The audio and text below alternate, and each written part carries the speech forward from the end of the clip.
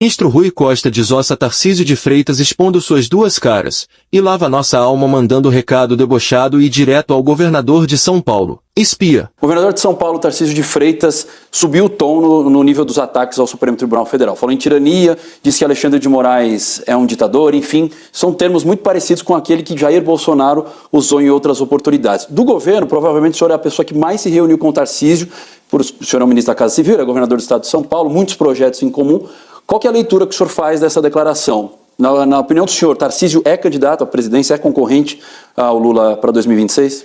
Olha, o governador de São Paulo, o Tarcísio, ele vinha tocando e governando o estado de São Paulo, dialogando aqui com o presidente Lula, fazendo ações, inclusive, em conjunto. Na sexta-feira passada, nós, inclusive, tivemos o leilão do Túnel de Santos, que é uma obra que vai ser feita conjuntamente entre o governo federal e o governo de São Paulo. Esteve aqui no Palácio, inclusive agradecendo o presidente, agradecendo aqueles que organizaram o PAC para fazer o trem intercidades lá em São Paulo, o metrô da linha 2, da linha 4, da linha 5, enfim, outras obras de mobilidade urbana, de infraestrutura em São Paulo, com recursos do governo federal, seja de OGU, seja de financiamento. Então ele vinha conduzindo como, de fato, governador de São Paulo. Mas, a partir do episódio da retaliação ou da agressão do governo dos Estados Unidos, a minha percepção é que ele se perdeu completamente.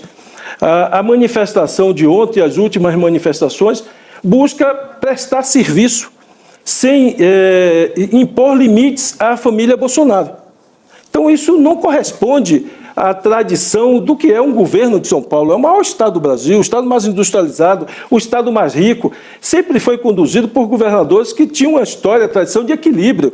Está aí o que é hoje o vice-presidente Alckmin, que teve, inclusive, muitos embates políticos com o PT em São Paulo, disputou muitas eleições, agora nunca perdeu o tom, nunca perdeu a serenidade, nunca perdeu o equilíbrio. O que nós vimos ontem é uma pessoa, me desculpe, desequilibrada, atacando o ministro da Suprema Corte, atacando as instituições do país.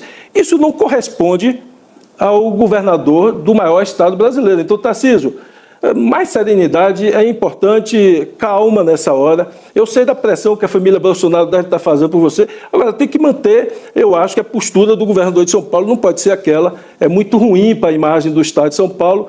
Reconheço que você tem uma dívida enorme da sua eleição de governador, mas não pode se permitir sair agredindo instituições e ministros de Estado, porque isso significa atacar a democracia, atacar as instituições, e quem é governador não pode estar nessa postura que o governador estava ontem. Só para complementar, quando o senhor diz, eu entendo a crítica que o senhor faz e o senhor destaca que ela está alinhada ao do governo, a visão de vocês sobre não deve ter anistia para quem tentou o golpe. Quais os instrumentos que o governo pode usar para tentar impedir que isso avance? Ô, Júlia, eu sempre acredito na possibilidade de sensibilizar deputados, deputadas, senadores, senadoras com opinião popular. O exemplo daquela bandeira dos Estados Unidos ontem é muito enfática nisso. Quando, de forma ampla e majoritariamente, a sociedade brasileira reagiu negativamente àquela demonstração de apoio a um país que está agredindo o Brasil, a um país que está destruindo empregos no Brasil, a um país